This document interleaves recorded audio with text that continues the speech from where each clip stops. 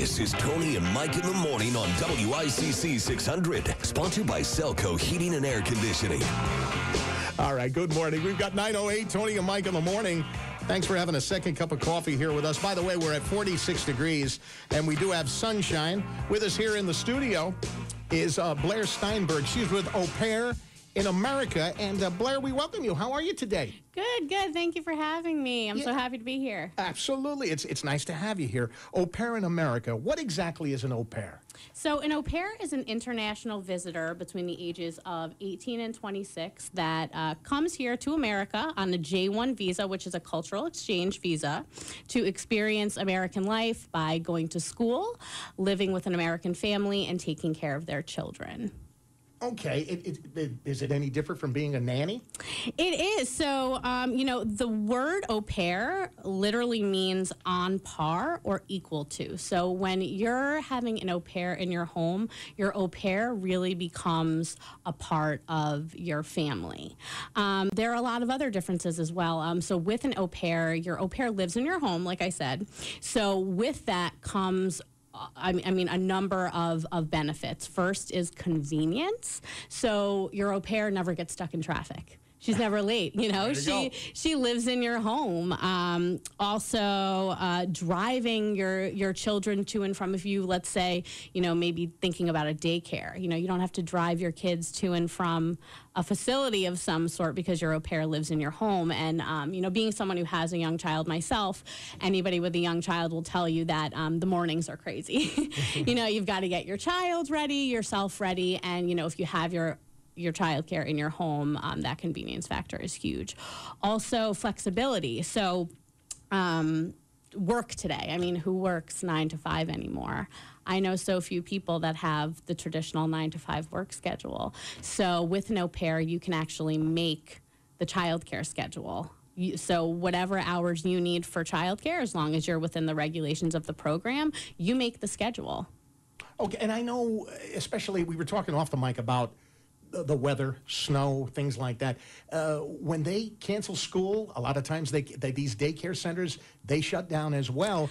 What a major convenience that the daycare thing is right there in your home. That is right. And also, a lot of, speaking when you're talking about like daycares, a lot of times they will have, week breaks where they're training their staff, and then you're sitting there like, oh my God, what am I going to do for childcare for that week? And you don't have to worry about that with an au pair. All right, that's big. That's huge. And also sick days. Kids get sick, and when they do, you have your au pair there.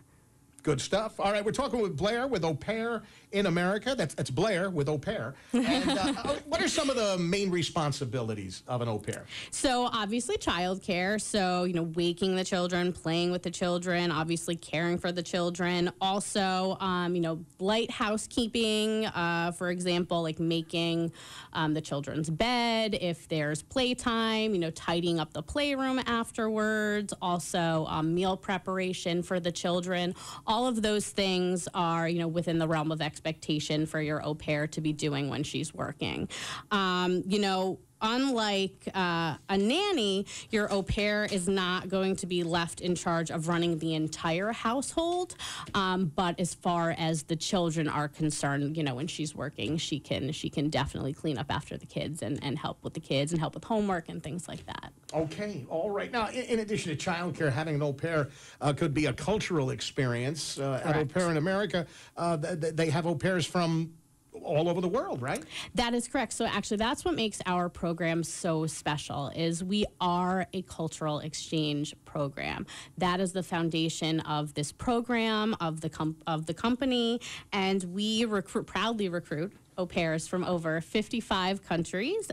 Just to give you some examples, our top recruiting countries are Germany, Brazil, Colombia, Mexico, and France.